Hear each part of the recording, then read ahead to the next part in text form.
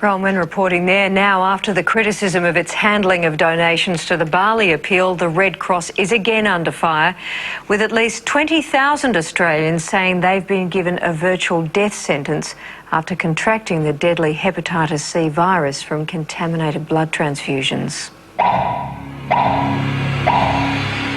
I believe the negligence is of the most heinous kind, which would border on the criminal.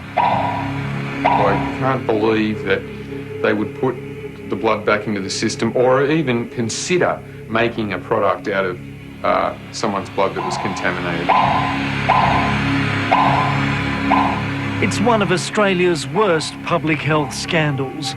Blood tainted with the deadly hepatitis C virus that was given to thousands of unsuspecting hospital patients in the late 80s and early 90s.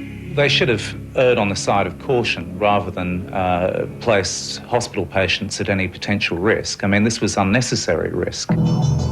What makes this far more disturbing is that the Australian Red Cross Blood Service not only knew its blood products were contaminated at the time, it even encouraged donors carrying the virus to keep giving blood. I got a transfusion from the Red Cross which was contaminated with hepatitis C. Okay? They have then asked me to donate my blood knowing it is contaminated with hepatitis C. Michael Pollack is one of those donors.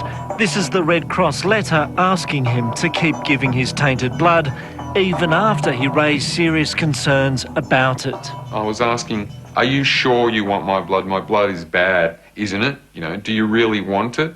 And they kept saying, yes, we do. We can use it. We can make products out of it. Yes, it will be safely treated to be made safe. No problem at all. It was Michael Pollack who eventually blew the whistle on what the Red Cross had done, resulting in a federal government inquiry, which incredibly didn't even bother to ask him to give evidence. Big cover-up going on. The whole thing's shrouded in secrecy. The inquiry's findings are nothing more than a bureaucratic snow job. It centres on an incident in 1990 when 11 people contracted the disease through a blood bank in Gosford run by the New South Wales Health Service. It confirmed terrible errors of judgment had been made, and while a cheap screening test was available at the time, this was ignored because the Red Cross wasn't convinced it was effective. However, it overlooks the plight of an estimated 20,000 others given infected blood before and after this time. I have been told, for the cost of 5 cents a bag, this could have been eliminated. Donor screening techniques were there in the 1980s. They chose not to do anything about it.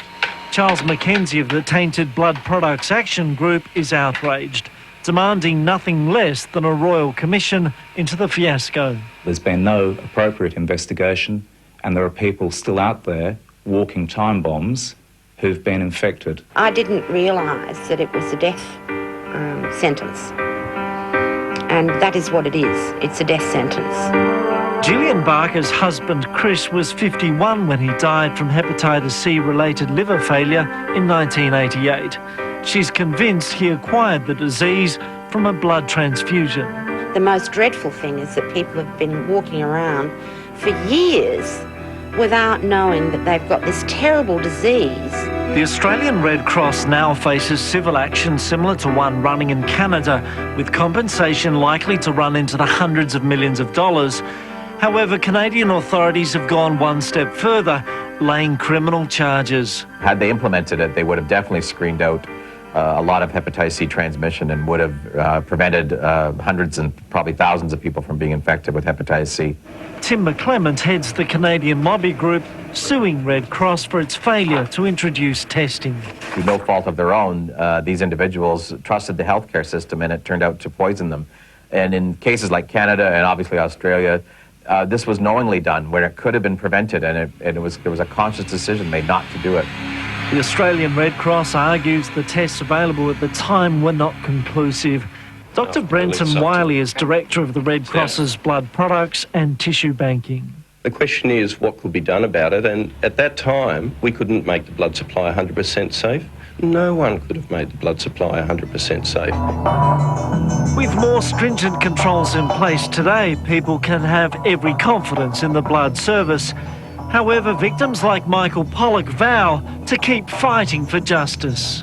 I used to wonder how many people I'd actually infected, my blood. And seriously, I wonder now how many I've killed.